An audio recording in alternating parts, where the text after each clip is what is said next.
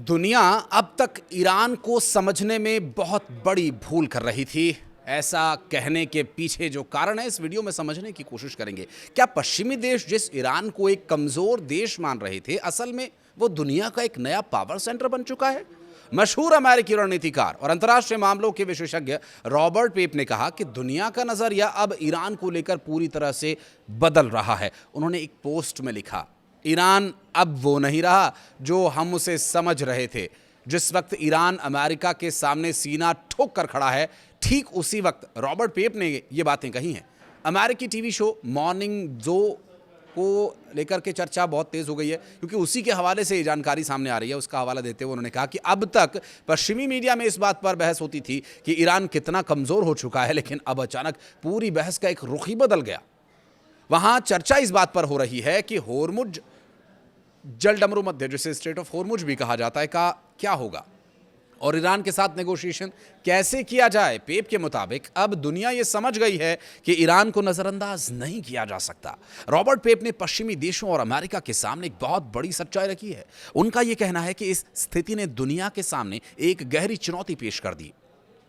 दरअसल उन्होंने ये कहा कि अब सिर्फ दो ही विकल्प बचे हैं, या तो पूरी दुनिया ईरान को ग्लोबल पावर के चौथे केंद्र के रूप में स्वीकार कर ले, या फिर ईरान के इस दबदबे को तोड़ने के लिए एक ऐसी जंग छेड़े जिसकी भयंकर कीमत पूरी दुनिया को चुकानी पड़ेगी। पेप इसे द एस्केलेशन ट्रैप यानी बढ़ते तनाव का जाल कहते हैं। पेप का कहना यह है कि यह वैश्विक नजरिए में एक बहुत बड़ा और गहरा बदलाव है।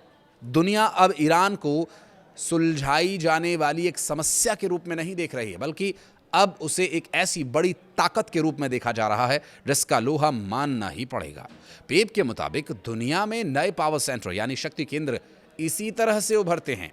उन्होंने बताया कि 2 हफ्ते पहले द न्यूयॉर्क टाइम्स के अपने लेख में उन्होंने ठीक यही बात कही थी। तब पेप ने लिखा था कि ईरान बिखर नहीं संवर रहा है, बल्कि होर्मुज का इस्तेमाल करके एक टिकाऊ ताकत बन रहा है।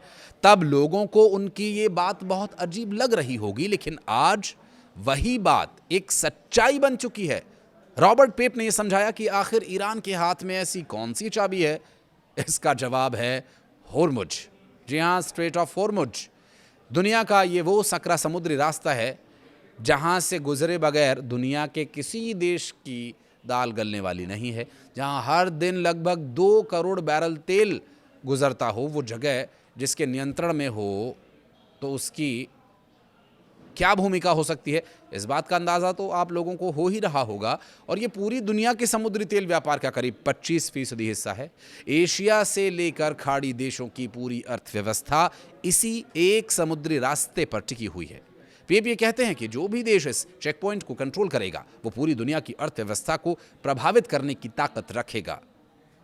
ईरान की इस नई ताकत के पीछे उसकी एक बेहद स्मार्ट रणनीति भी है। पेप इसे दबदबा नहीं बल्कि डिनायल की नीति कहते हैं। ईरान को इस समुद्री रास्ते को पूरी तरह से बंद करने की कोई जरूरत नहीं है। वो सिर्फ अपनी मिसाइलों, ड्रोन्स और समुद्री सुरंगों और अपनी शानदार भौगोलिक स्थिति का इस्तेमाल करके वहां एक बना हुआ खतरा पूरी दुनिया को इसका मैसेज दे सकता है, और वो खतरा पैदा कर सकता है और कर भी रहा है। इस रास्ते पर सिर्फ अनिश्चितता का ही खौफ पैदा करना ही दुनिया का व्यवहार बदलने के लिए काफ़ी है, ये पेप का कहना है। और ईरान बिना रास्ता ब्लॉक किए ही अपना काम पूरी तरह से निकाल रहा है। पेप के इन दावों के बाद अमेरिका में जो खलबली मची है सो अलग। पूरी दुनिया इस बात को पहले जो डिनायल के सिचुएशन में थी, अब वो इसे एक्सेप्ट करने को मजबूर है। आपका क्या कहना है? क्या पेप सही कह रहे हैं? क्या वाकई ईरान के पास ये स्थिति है? और अगर ईरान के पास ये मजबूत बनने या दुनिया में पावर सेंटर बनने की एक जगह है भी, तो क्या ईरान को ऐसा करना चाहिए या नहीं? क्योंकि अगर दूसरे शब्दों में देखा जाए तो ये पूरी दुनिया के लिए एक ऐसी स्थिति है जो ईरान के लिए तो पावर सेंटर ईरान को बनाएगी, लेकिन पूरी दुनिया में एक गंभीर स्थिति पैदा कर सकती है। बहरहाल ईरान को ऐसा करना चाहिए या नहीं करना चाहिए, ईरान की मौजूदा स्थिति को देखते हुए आपको क्या लगता है कि ईरान क्या करेगा? कमेंट सेक्शन में ज़रूर बताइएगा। वीडियो को यहाँ तक देखने के लिए बहुत बहुत धन्यवाद।